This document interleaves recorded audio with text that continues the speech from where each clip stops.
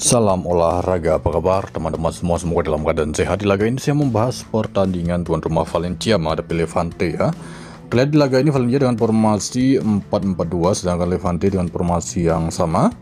Kedua tim sama-sama memiliki dua pemain mereka yang akan absen di laga ini. Dari klasemen sementara, di mana tuan rumah Valencia berada peringkat 17 yang meraih 10 poin dari 12 laga, sedangkan Levante 9 poin dari 12 laga ya, hanya selisih 1 poin saja untuk Valencia dan Levante.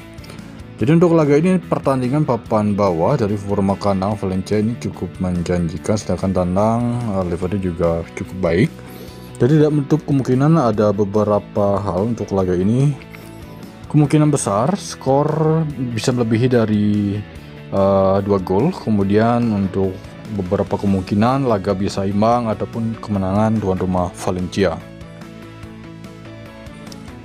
Kemudian saya pergi ke Bundesliga Jerman. Di laga ini mempertemukan tuan rumah Mainz menghadapi Hoffenheim ya. Terlihat di laga ini tuan rumah Mainz dengan formasi 3-4-2-1, sedangkan untuk formasi Hoffenheim di laga ini dengan formasi 4-4-2. Dua pemain akan absen untuk tuan rumah Mainz dan satu pemain dari tim tamu Hoffenheim ya. Dari klasemen sementara di awal musim ini terlihat di mana tuan rumah Mainz berada peringkat 17 zona merah 5 poin dari 10 laga, sedangkan Hoffenheim cukup baik di awal musim ini atau di laga 10 laga pertama mereka mampu berada di peringkat 6 sementara ya. Jadi untuk laga ini beberapa kemungkinan skor di laga ini tidak akan terjadi lebih dari 3 gol. Kemungkinan skor bisa berakhir di skor 1-1 ya. Dan memasuki laga yang ketiga ya, saya membahas pertandingan tuan rumah Preston menghadapi Blackburn. Terlihat di laga ini Preston dengan formasi 3-1-4-2 ya, sedangkan untuk kubu tim tamu Blackburn dengan formasi 3-4-1-2. Oke.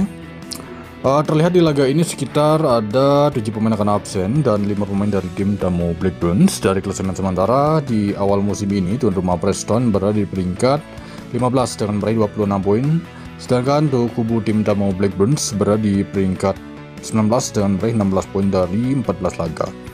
Head-to-head terakhir kedua tim sudah sempat bertemu pada bulan 2, di mana pada waktu itu kemenangan tuan rumah Blackburn dengan skor 2-1 ya. Dan ini laga kandang Preston. Oke, untuk laga ini berbeda sehat sendiri, kemungkinan Blackburn akan mampu menahan tuan rumah Preston ya. Memasuki di laga yang keempat, saya pergi ke Bundesliga 2 Jerman ya.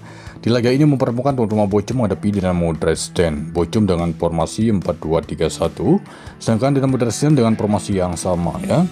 Tuan rumah Bochum ada 3 pemain mereka yang akan absen dan 4 pemain dari kubu tim tamu Dynamo Dresden. Terlihat dari klasemen sementara dari Bundesliga 2 Jerman, di mana tuan rumah Bochum berada di peringkat 13 sementara, sedangkan Dresden berada di peringkat 17 ya.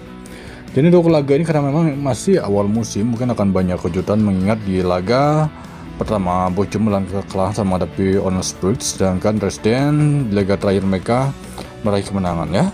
Jadi untuk laga ini mungkin skor akan ada 3 gol untuk laga Bochum menghadapi Dynamo Dresden. Oke, next memasuki laga terakhir ya, tepatnya di laga kelima kita pergi ke Liga Belgia. Di laga ini mempertemukan tuan rumah Standard Liège menghadapi Weragam ya. Terlihat di laga ini Standard Liège dengan formasi 4-2-3-1, begitu juga dengan tim tamu Weragam. Ada sekitar 6 pemain akan absen untuk tuan rumah Standard Liège ya, sedangkan untuk kubu tim tamu Weragam tidak ada pemain mereka yang mengalami cedera. Dari klasemen sementara untuk awal musim ini ya, di mana tuan rumah Standard Liège berada di peringkat 10, sedangkan Weragam berada di peringkat 8 sementara. Jadi untuk laga ini cukup menarik, akan ada beberapa kejutan. Kemungkinan skor ini bisa kembali berakhir di skor imbang ataupun Weragam bisa meraih kemenangan di kandang Standard Liège.